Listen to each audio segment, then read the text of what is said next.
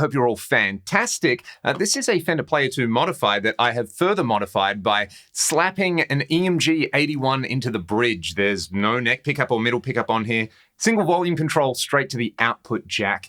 Basically, I've been listening to so much 80s Gary Moore this year that I wanted to try out his Charvel era setup where he was playing a couple of custom Charvels with just a stock EMG 81 in the bridge and a Floyd Rose. It's so much fun. Like, you can do all the things you heard in the intro and so much more. It makes it incredibly easy to get crazy pinched harmonics, and it makes you really want to play aggressively, or it makes me want to play really aggressively anyway. And I thought it might be cool to just hear the two guitars that I've got EMG 81s in today. This one and a white Les Paul Custom from the early 2000s. What I want to do is to just give you some big chunky tones, maybe some crystalline cleans in here as well, and some straight up crunch tones. And I want to compare them to two of my other favorite guitars that have bridge humbuckers, passive humbuckers, a Fender Ultralux Vintage with the stock bridge humbucker, and then a Les Paul Custom from 1990 that has a Burst Bucket 2 in the bridge. I love the way all of these guitars sound, but hopefully this will give you a good idea of what the EMG 81 does really well and maybe doesn't do as well, and sort of how to compensate for that. It is just fundamentally a different design, and the overall pickup has a different profile to it. So let's start off with the Strats. We'll just hear a couple of riffs side by side, and then we'll talk about all of it at the end.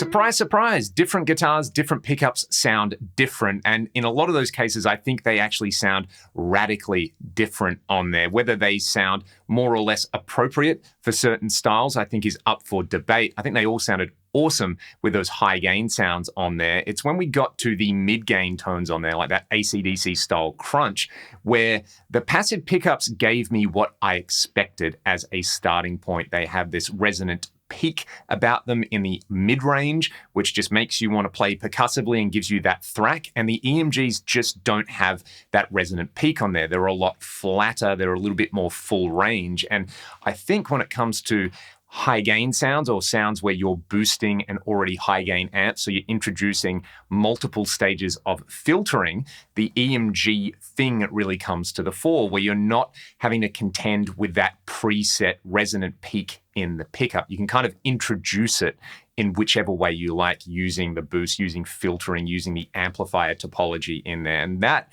is my little theory about why EMGs became so popular, especially in the 90s and early 2000s with the spate of high gain amps that were coming along. People weren't just using the amps, they were boosting the amps to tighten them up. And with the flatter EMG thing that it does, it's just giving you more control to really sculpt the sound. Whereas with passive pickups, maybe into amps with fewer gain stages, you've got fewer moving parts, and this is like a chicken and egg situation. Do we want that sound because we've heard it on all the classic recordings, or were those classic tones chosen because that's all people had kicking around and either it just made them want to play a certain way, so they wrote the music, or the music demanded that combination and that's the best that they could get on there? It's never a unimodal thing on there, is it? All these things play a factor. But what I will say is I really enjoy the EMG 81 sound for what it is. And for me, if I want to get a super over-the-top, squealing, screaming high gain sound,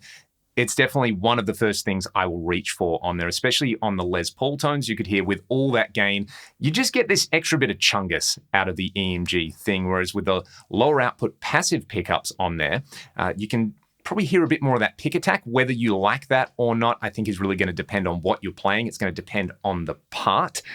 To me, the EMGs kind of suit that guitar. It's acoustically a darker sounding guitar, so I'm like leaning into that flatter response out of the pickup, whereas with the Black Custom, it's actually a really bright and loud guitar unplugged. It's got that sort of Telecaster on steroids thing about it, and the pickup complements that, which is, I think, another thing pickup manufacturers and guitar builders do. Maybe it's a little bit overlooked. When you hear the sound of an instrument unplugged, you do want to communicate some of that voice. And I think this is what people miss in the whole tone wood doesn't matter, construction doesn't matter debate. It's all about the pickup and the electronics, is that when you play an electric guitar, you can still play it unplugged, and hearing it unplugged sort of places you in a particular place. It gives you a set of expectations of what the instrument should sound like plugged in.